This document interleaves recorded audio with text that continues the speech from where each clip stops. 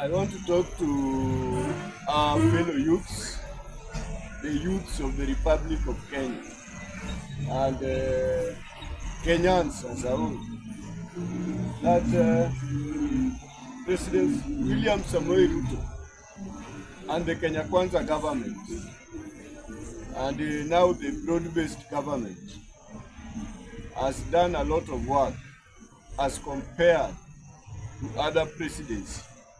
Within the short period of time, our president has worked for us. If you are doubting the work of President William Ruto, then go back to his manifesto, reread it, and ask yourself what President Ruto has done wrong.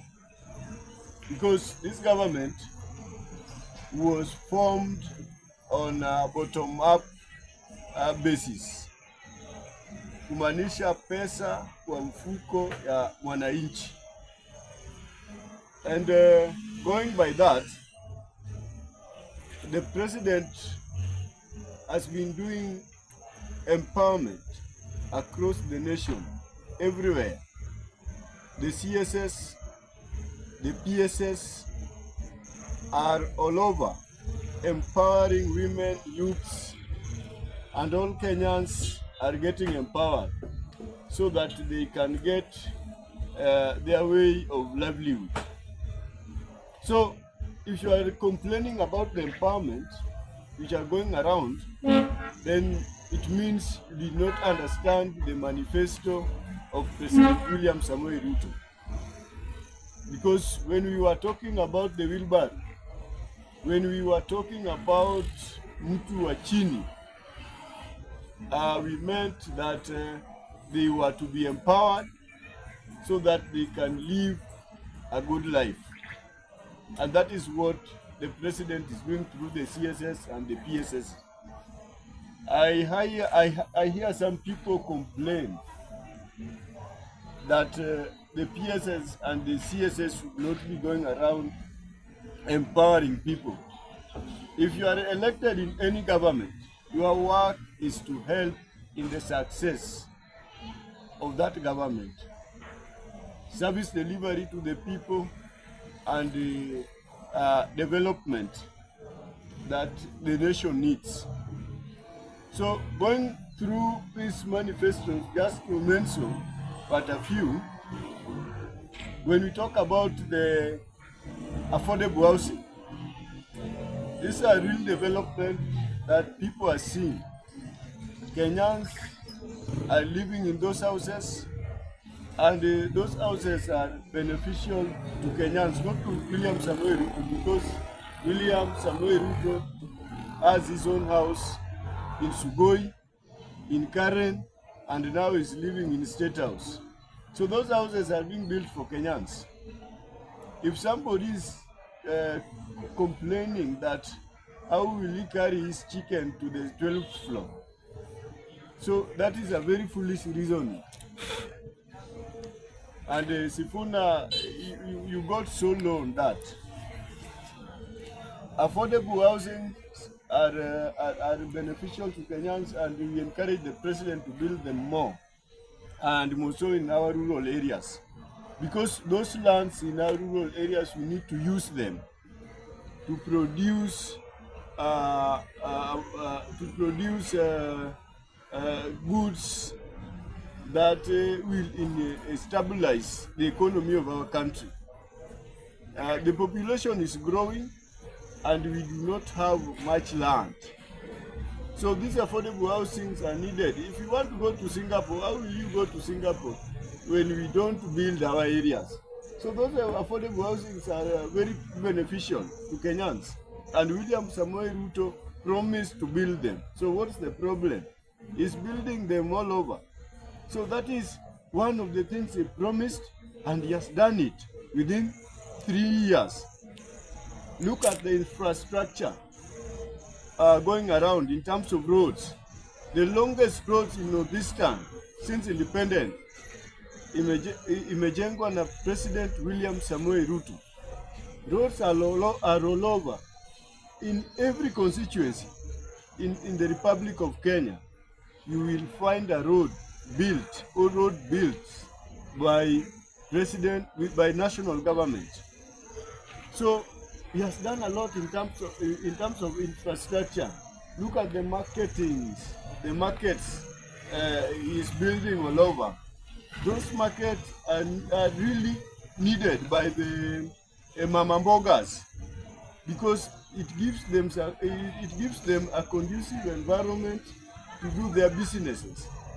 And that's one of the things William Samoei Ruto promised, to build the markets for the mama mbogas, and he's really doing it. So why are we complaining that William Samoei Ruto is not doing much as expected? He's actually doing everything he promised.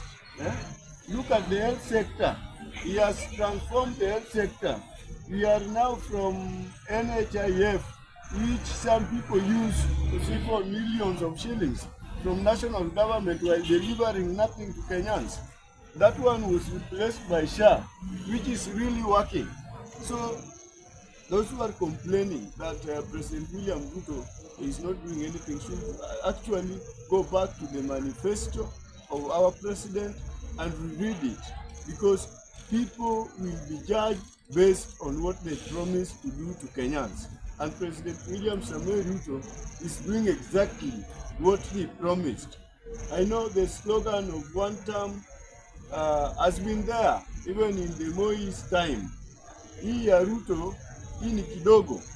This slogan of one term is getting its best soloist from some few people, some of who were impeached for misconduct in the office, some of who are frustrated because they have not gotten the positions they were expecting to get.